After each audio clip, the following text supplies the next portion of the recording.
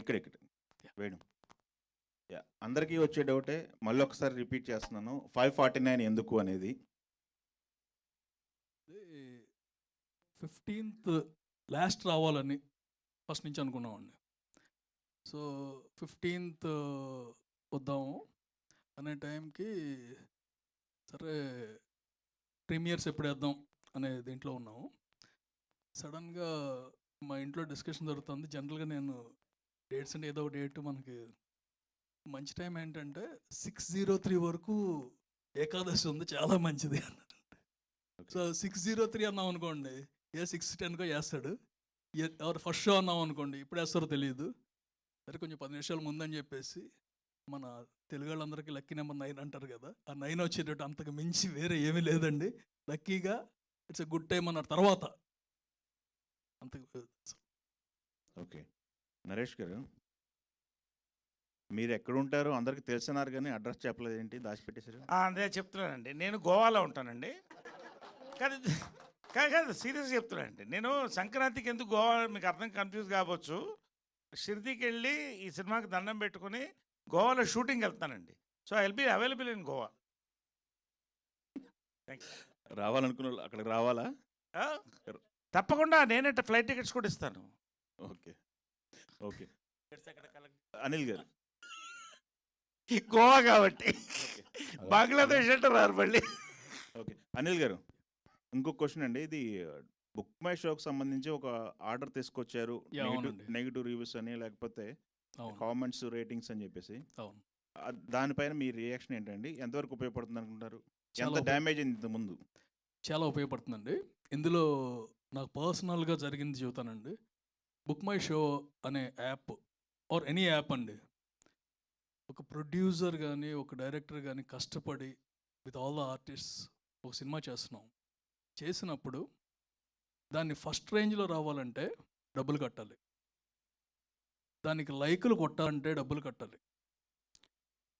వాళ్ళకి కావాల్సినట్టు they are just మిస్యూటిలైజింగ్ మన వీక్నెస్ని and promoting other things. అంటే ఎలా తయారైందంటే ఒక సినిమాని రేటింగ్ పైకి తీసుకెళ్లాలంటే ఇంత ప్యాకేజ్,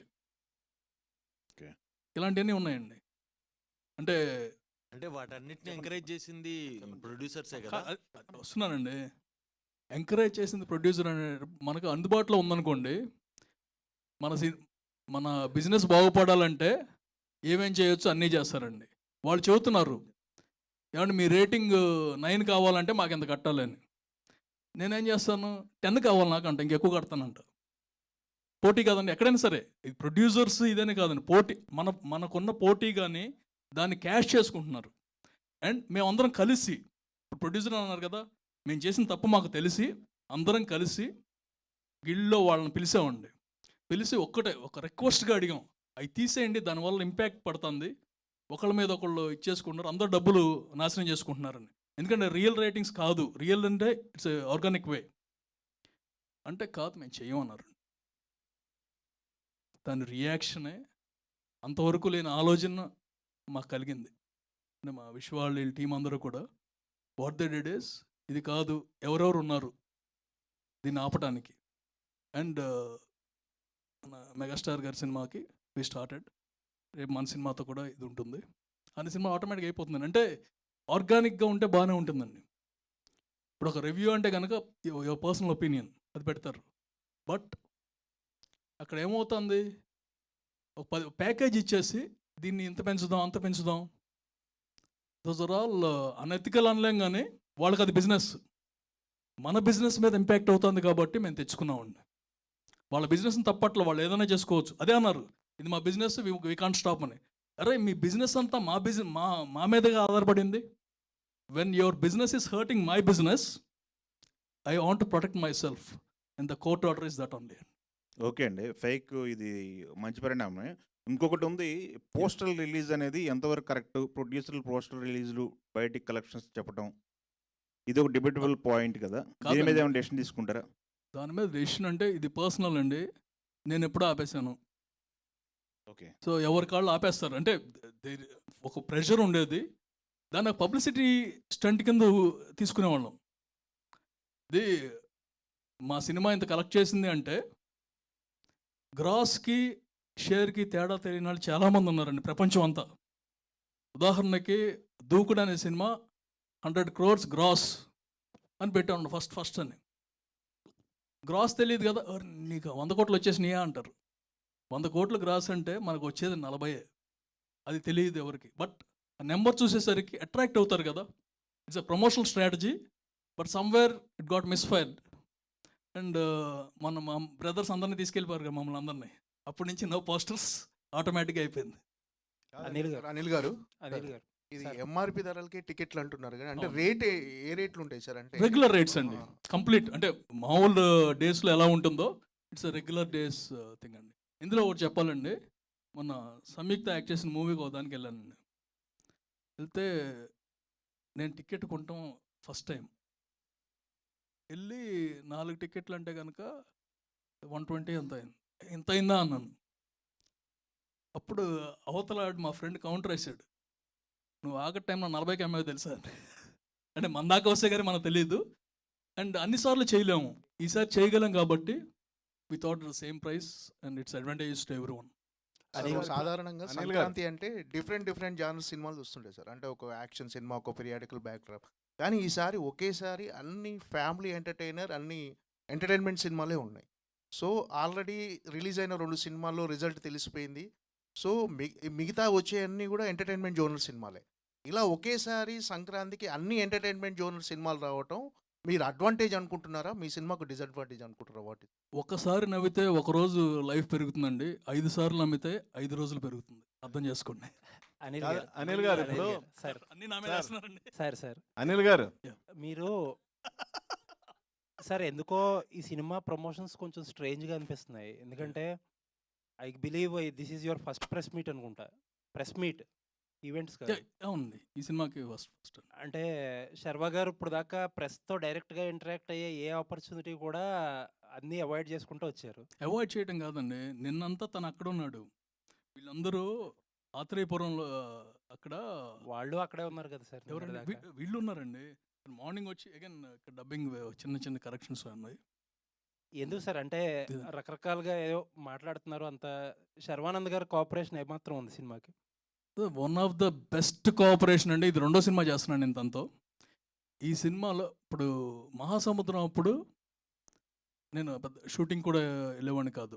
నేను కోవిడ్ టైంలో జరిగింది. And we are very close at the time also. ఈ సినిమాకి మాత్రం in particular the way he cooperated unbelievable అండి. అంటే హలో మేము షూటింగ్ ఎప్పటివరకు రీసెంట్ వరకు షూటింగ్ లాస్ట్ 10 days వరకు షూటింగ్ జరుగుతూనే ఉంది. కాన్స్టెంట్ Jan 14th రిలీజ్ అనుకున్నప్పుడు తను ఒక్కటే అడిగాడండి, సార్ మనం గ్యారంటీగా రాగలమా? ముగ్గురు మాట్లాడుకున్నాం, వచ్చేస్తాం. ఎవరైనా మీకు చెప్పారనుకోండి రావద్దని, అప్పుడు కూడా వస్తారా?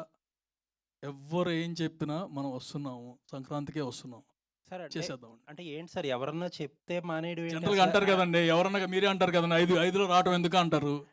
అంటే మేము చెప్తే ఇన్ని అది రోజులు అది పోయింది కాదండి, మీరు చెప్తే ఇన్ని రోజులు కాదండి, ఎవరన్నా చెప్పొచ్చు కదా నాకు. అంటే ఎవరు చెబుతారు చెప్పొచ్చు కదా. సార్? అంటే జనరల్ గా నాకు అర్థం పక్కన- కాలేదు అది. అది కాదండి, ఇప్పుడు అంటే పక్కన producer మంచిది చెబుతారండి. కాదనా? Okay, okay. మంచిది కాదనా? ఐ మీన్ మంచిది కాదండి, అంతమంది ఓకే, వస్తున్నప్పుడు మీకు రావాల్సిన అవసరం ఏముందంటారు.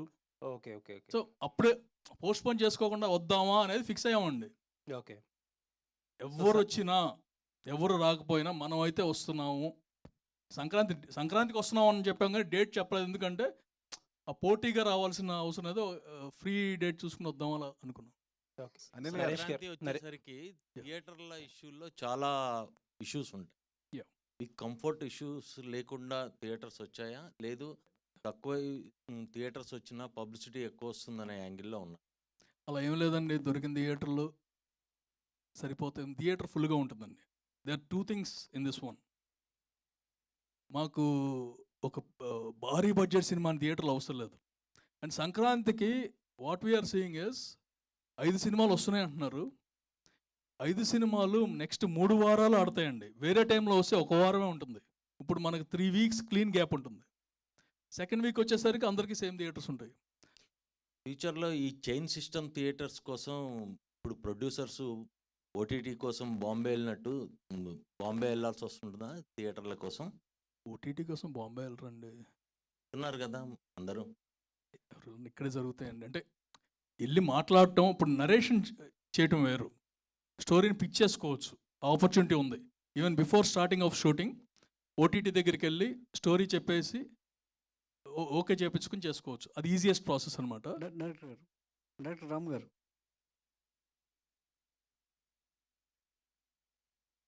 గారు, అంటే సామజవర్గమున ఎంత హిట్ అందరికి తెలుసు. అది అంటే మీరు ఊహించని విజయాన్ని మీకు ఇచ్చింది, అంటే ఎక్స్పెక్ట్ చేయకుండా అంత సక్సెస్ వచ్చింది. ఇప్పుడు దాని మీద ఒక అంచనాలు అనేది రెట్టింపాయి. సో ఎంత ఫన్ ఉంటుంది, ఎంత ఎంటర్టైన్మెంట్ ఉంటుంది అది, బట్ పండుగ టైంలో. సో దాన్ని ఎంతవరకు మ్యాచ్ చేయగలిగారు? సామజవర్గంను నారీ నారీ నడమురారి మర్చిపోయేలా అట్లాంటి వినోదాన్ని ఇస్తుందా, లేదంటే మళ్ళీ కంబ్యాక్ సామజవర్గమే బాగుంది అనే అభిప్రాయాన్ని కలిగిస్తుందా? లేదు సార్, అంటే సామజవర్గంలో చేసినప్పుడు ఎలా అయితే చేసామో ఫస్ట్ సినిమాలాగా ఇది కూడా అలానే ఫస్ట్ సినిమాలానే చేసాం. అది అయిపోయింది. అది అయిన తర్వాత మళ్ళీ 2 years గ్యాప్ వచ్చింది. So again same struggle. ఇది కూడా సేమ్ ఫస్ట్ సినిమాకి ఎంత ఎఫర్ట్ పెట్టామో, ఎంత హార్డ్ వర్క్ పెట్టామో. కథలు వేరే, కానీ అల్టిమేట్గా మా గోల్ ఏంటంటే థియేటర్ అందరినీ నవ్వించాలని. అది రీచ్ అయ్యామనుకుంటున్నాం అంతే. బాలకృష్ణ గారు టైటిల్ రివీల్ చేశారు కాబట్టి, so super hit movie title, so దానికి ఎంతవరకు న్యాయం చేశారనుకోవచ్చు? అంటే మీరు చూపిస్తున్న కంటెంట్, ట్రైలర్ కావచ్చు, అదంతా కూడా సో ఇద్దరి మధ్యలో జరిగేటువంటి ఒక ట్రయాంగిల్ లవ్ స్టోరీలా కనబడుతుంది. నేను మన ఇంటర్వ్యూలో కూడా చెప్పాను, ట్రయాంగిల్ లవ్, ఇద్దరు అమ్మాయిల మధ్యలో ఉంటే ట్రయాంగిల్ లవ్ స్టోరీ అవ్వాల్సిన అవసరం లేదు. అండ్ ఇద్దరు అమ్మాయిల మధ్యలో నలిపే క్యారెక్టర్ కాబట్టి నారి నారి నడుమురారి ఆల్రెడీ మనకు ఉన్న టైటిల్. అది చాలా పాజిటివ్ టైటిల్, హిట్ టైటిల్. అది పైగా అనిల్ గారు ఐడియా చెప్పారు. శర్వా గారికి చెప్పగానే ఆయన ఇమీడియట్గా బాలయ్యబాబు గారిని అడిగారు. ఆయన ఈజీగా వెంటనే పెట్టుకోండి అని చెప్పి ఆయనే బ్లెస్ చేసి రిలీజ్ చేశారు. So very happy. మీరు అన్నట్టు ఇప్పుడు ఆ టైటిల్ని ఎంత జస్టిఫై చేస్తామన్న ఒక బాధ్యత అయితే ఉంది.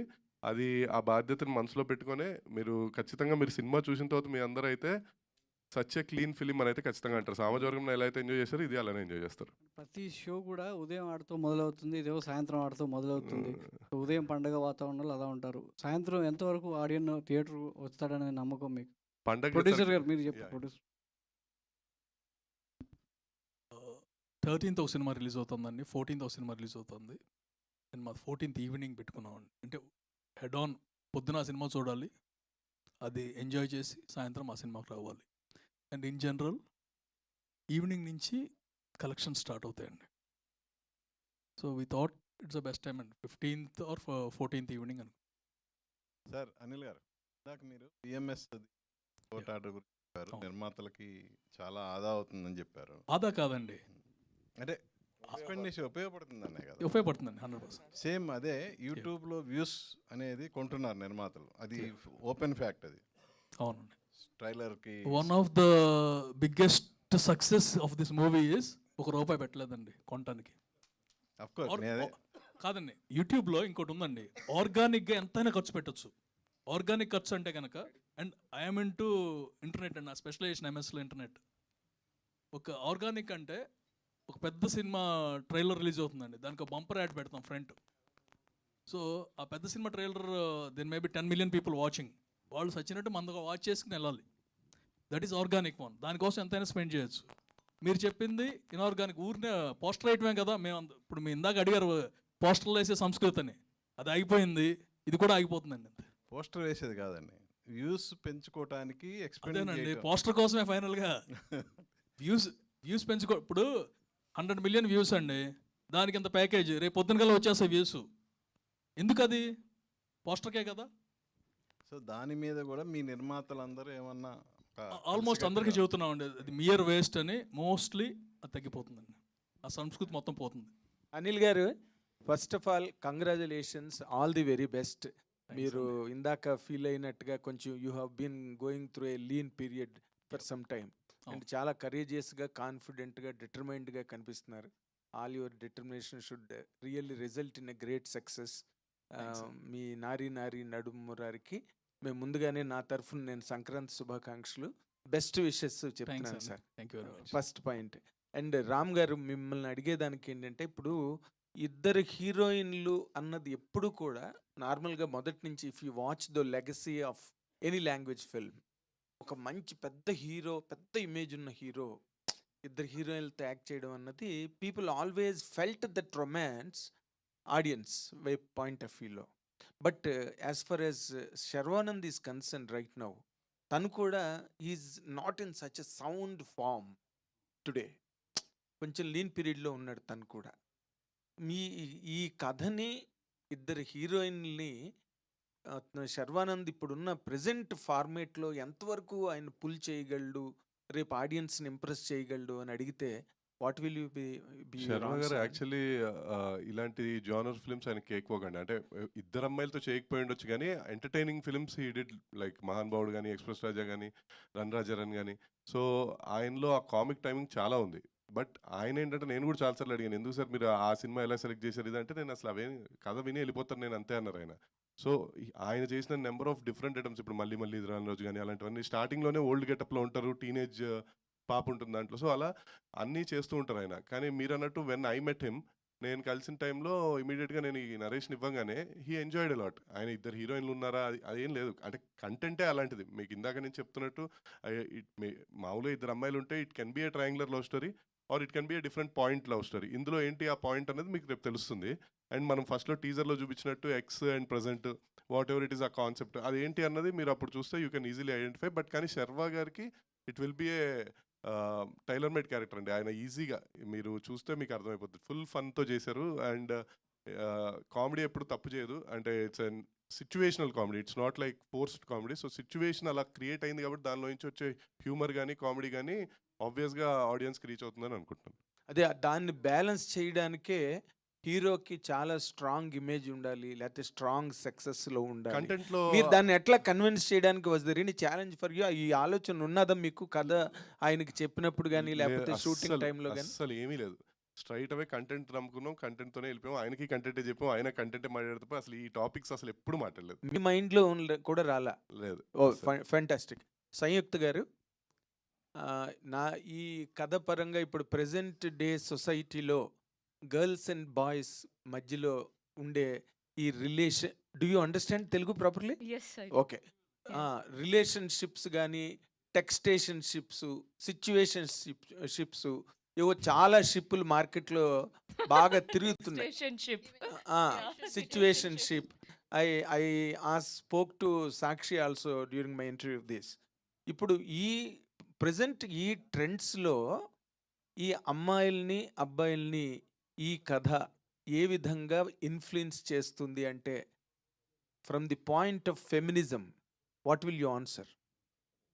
Thank you for this question అండి.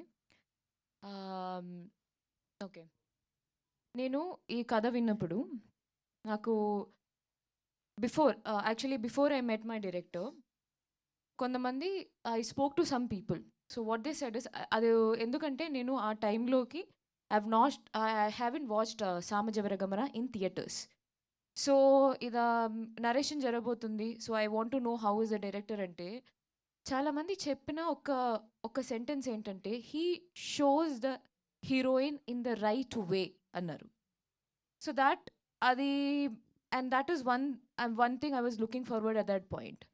ఇంకోటి ఏంటంటే, పొలిటికల్ కరెక్ట్నెస్ అనేది, మీరు ఆ ఫెమినిజం గురించి మాట్లాడేప్పుడు, లేదంటే ఒక political in the sense of feminism, gender politics, we can not, I'm saying that when I heard the story I felt that it is.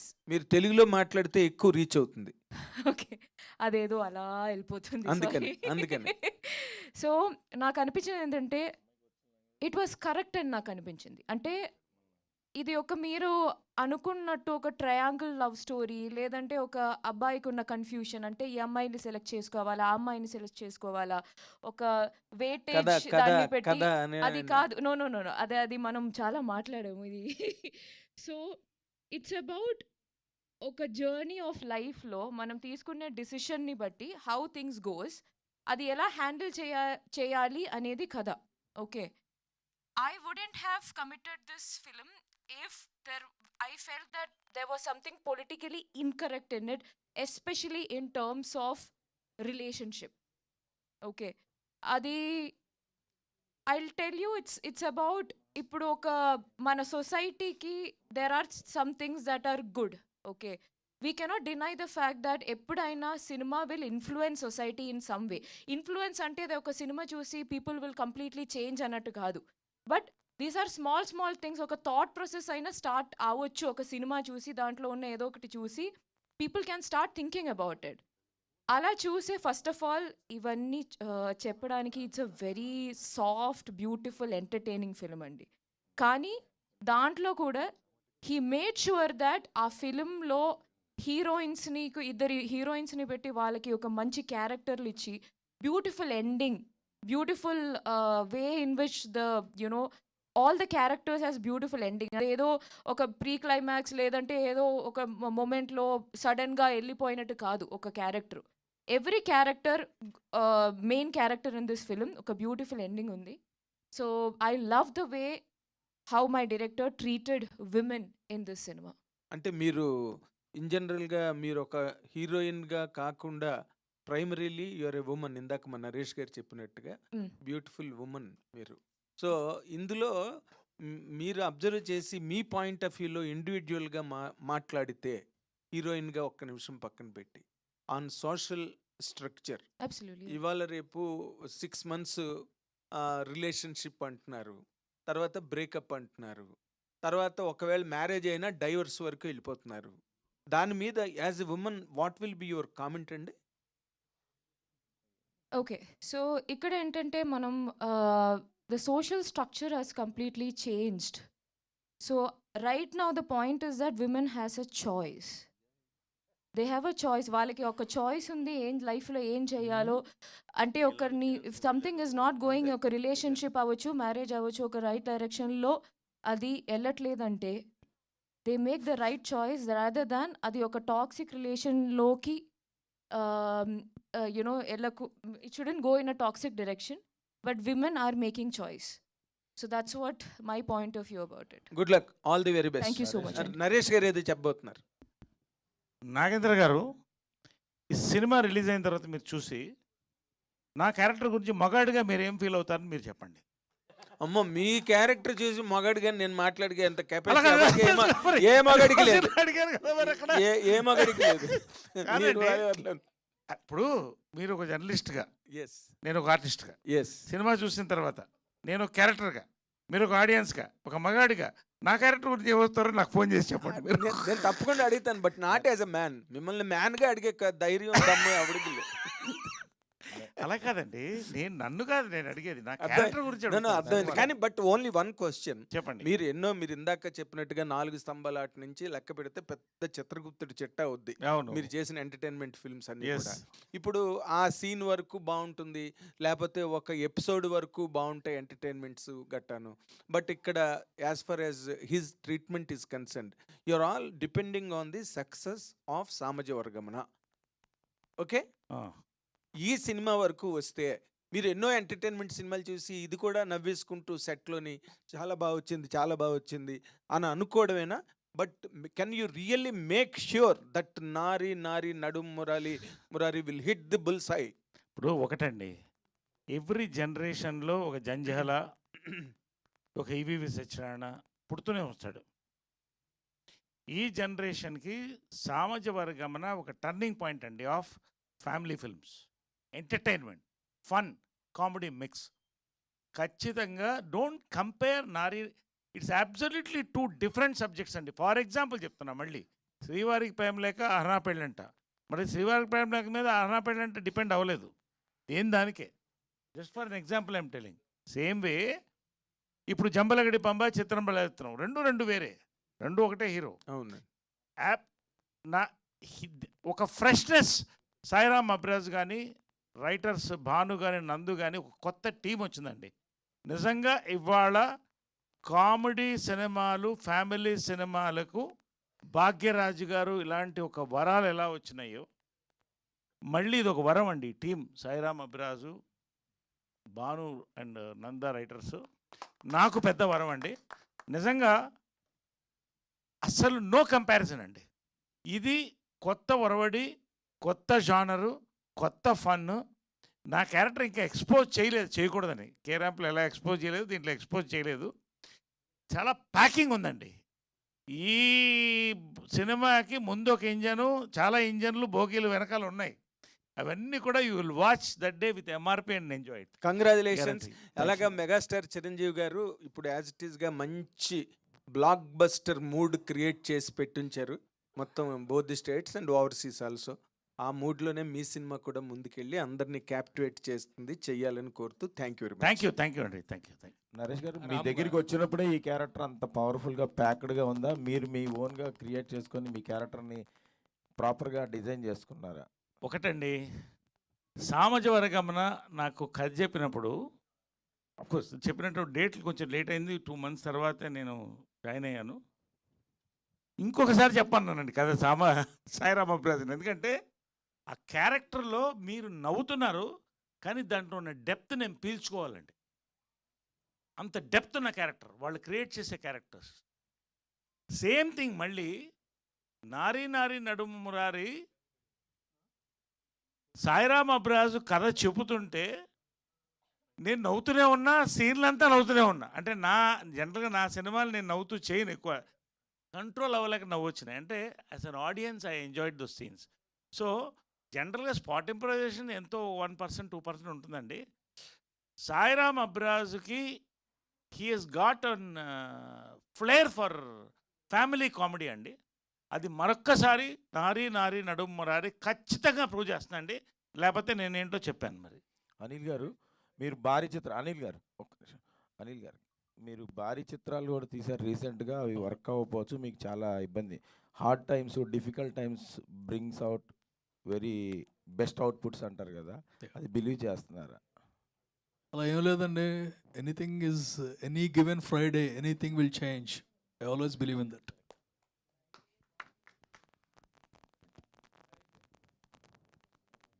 Yeah Naresh గారు, అయితే ఇందాక ఇప్పుడు మీరు చెప్పారు అంటే వీళ్ళు ఈ టీం ఏదైతే ఉందో అంటే క్లీన్ ఫ్యామిలీ కామెడీకి అని చెప్పి, బట్ అంటే ట్రైలర్ వరకు చూసినప్పుడు ఏంటంటే మీ ఏజ్కిను తర్వాత అక్కడ ఉన్న క్యారెక్టర్ ఏజ్ గ్యాప్ చాలా ఎక్కువ ఉంది. బట్ అది ఒక రకంగా చేస్తే బాగానే వర్కౌట్ అవుతుంది కానీ ఒక రకంగా చేస్తే క్రింజ్ అని కూడా అంటారు. సో అది దాన్ని మరి ఎలా పోర్ట్రే చేశారు, ఫ్యామిలీ ఆడియన్స్కి కనెక్ట్ అయ్యే విధంగా ఎలా మలిచారు దాన్ని?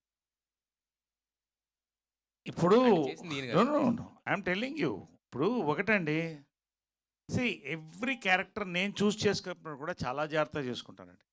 ఎందుకంటే ఫ్రాంక్గా అదే చెప్తాను కదా, 40 daysలో 22 కథలు విన్నాను నేను. I'm choosing the best. And నాకు ఇవాళ మరొక్కసారి చెప్తున్నాను, ప్రతిసారి చెప్తాను, నా బ్లెస్సింగ్ ఏంటంటే యంగ్ డైరెక్టర్స్ అండి. So already is proved 1 film, is coming with the second time ఇద్దరు కలిసి చేస్తున్నాం. ఇంకోసారి చెప్తానండి, ఇదేదో ఒక హీరో, ఇద్దరు హీరోయిన్స్, ఇంతమంది క్యారెక్టర్స్ కోసం చేసిన సినిమా కదండి. ఈ కథకి వీళ్ళందరూ కావాలి కాబట్టి చేశారు. నా క్యారెక్టర్ ఇందాక అనిల్ గారు చెప్పినట్టు అది నేను చేస్తే బాగుంటుందని వచ్చిన క్యారెక్టర్. ఖచ్చితంగా దీంట్లో ఎక్కడ కూడా క్రింజ్ అనేది ఎవరికి అనిపించదండి. You will enjoy the natural flow of comedy. నా క్యారెక్టర్ కానీ, ఏ క్యారెక్టర్ కానీ, శర్వా క్యారెక్టర్ కానీ, అదర్ క్యారెక్టర్స్ కానీ, దాంట్లో ఏమాత్రం నాకేం డౌట్ లేదు. I'm very sure of once again repeating Samajavaragamana అన్న కానీ one other success after Samajavaragamana. All the best and Sakshi, this is your second film. So second film with AK. So అంటే మీరు జస్ట్ ఆఫర్ చేశారు కాబట్టి చేశారా, లేదా మీ క్యారెక్టరైజేషన్లో ఏదన్నా కొంచెం స్పెషాలిటీ అనిపించేశారా? ఎందుకు ఈ సినిమా సైన్ చేయడానికి రీజన్ ఏంటి?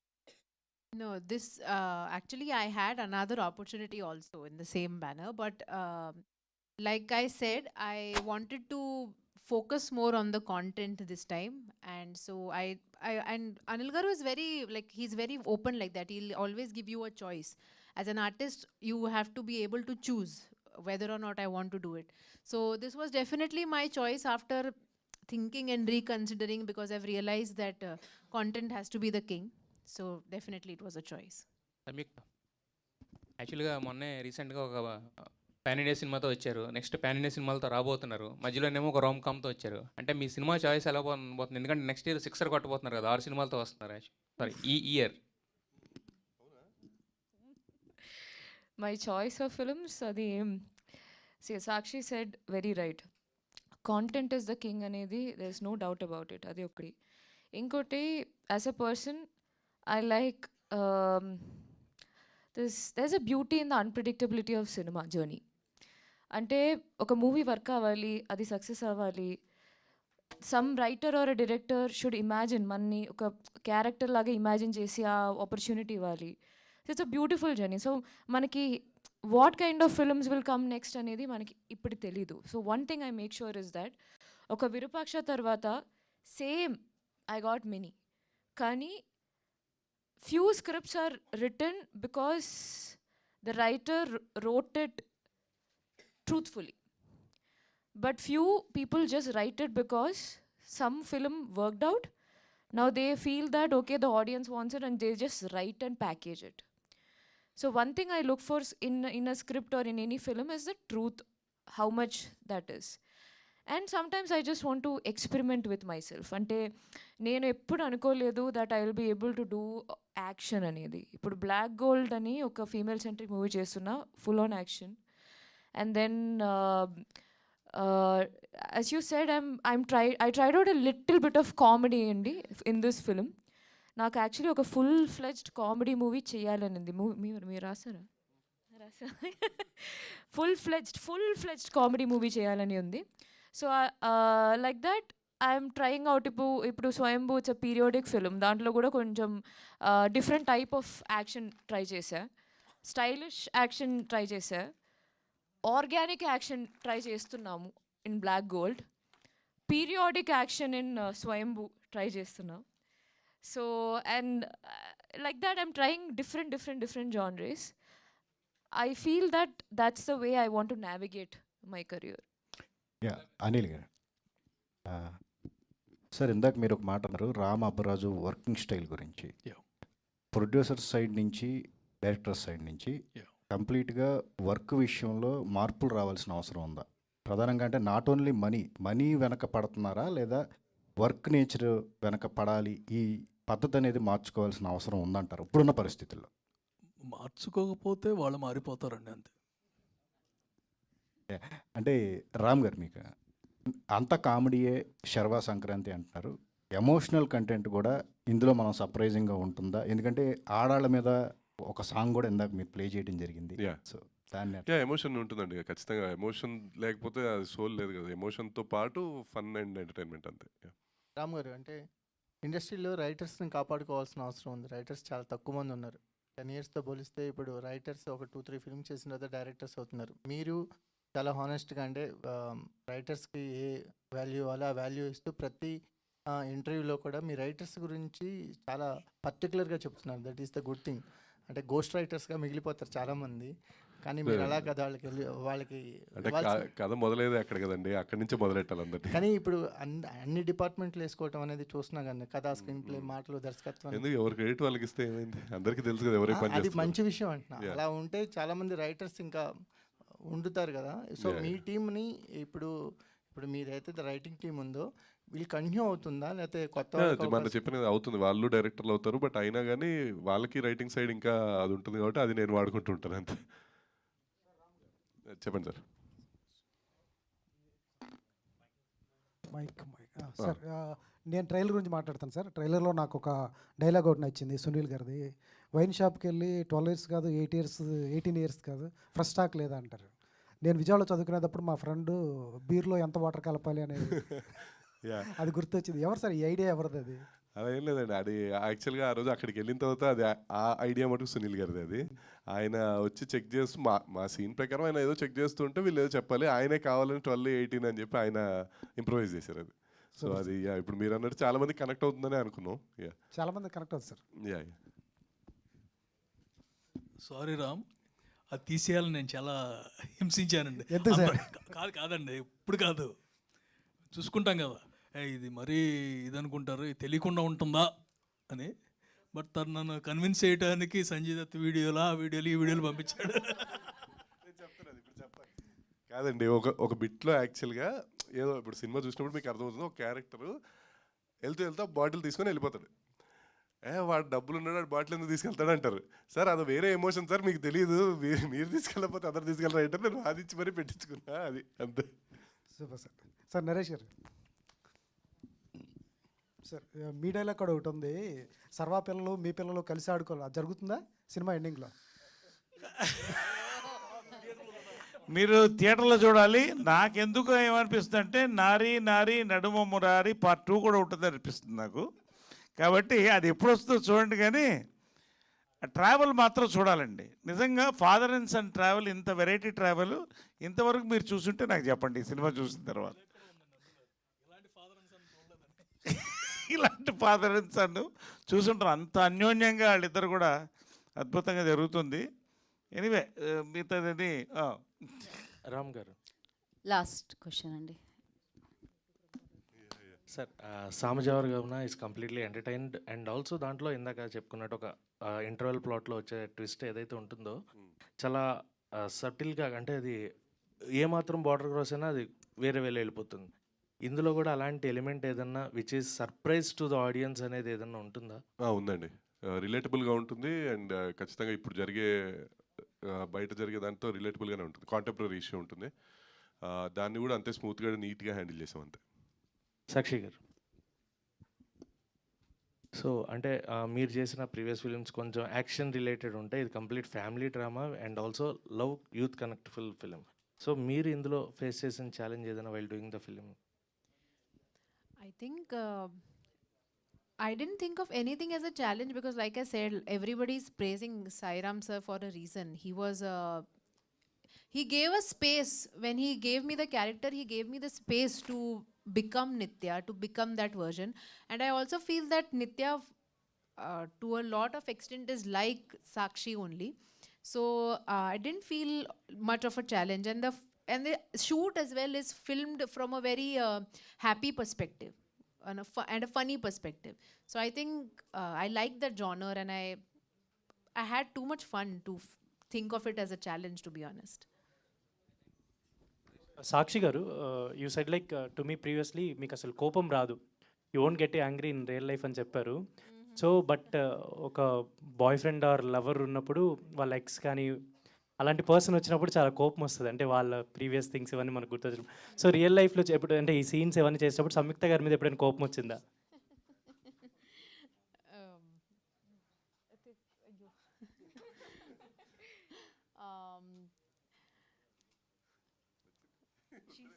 I am thinking without revealing. So you got angry on Samyukta garu on this set, right? No, I did not. I am a sweet girl. Yeah, what? I will never get angry. Yeah final. మీరు అడగడానికి ఒక్క నిమిషం mic ఇవ్వండి, pass చేయండి ఒక్కసారి శరత్ కొంచెం ఫైనల్గా. మీకు బ్యాటరీలు అయిపోతున్నాయి, మాకు బ్యాటరీలు లాగుతున్నాయి. చెప్పండి సార్. మీ సినిమాలు అన్నింటిలో అంటే లాస్ట్ ప్రీవియస్ ఫిల్మ్స్లో మీ మీద మీ జోక్స్ అనేది ఎక్కువ అవుతున్నాయి. అది మీరు ఈ సినిమాలో మెన్షన్ చేసిన మళ్ళీ నా మీద అంటే నా మీద కాదు కదా, ఆ క్యారెక్టర్ మీద జోకులు ఎక్కువ అవుతున్నాయి. అంటే బట్ మళ్ళీ పెళ్ళి అనే కైండ్ ఆఫ్ సెల్ఫ్ ట్రోలింగ్ అనేది. సో మీరు ఎంతవరకు ఓపెన్గా ఉంటున్నారండి ఈ self trolling? See, this is all fun films and there is no trolling or anything in this. There is a fun film. So ఆ క్యారెక్టర్కి సూట్ అయిన డైలాగ్స్ వస్తున్నాయి అంతే. బేసిక్గా అల్టిమేట్లీ ఇప్పుడు కే ర్యాంప్ ఉందనుకోండి, ఇప్పుడు అది కూడా నా క్యారెక్టర్ అందరు నడుములు పట్టుకుంటానంటే అది కాదు కదా.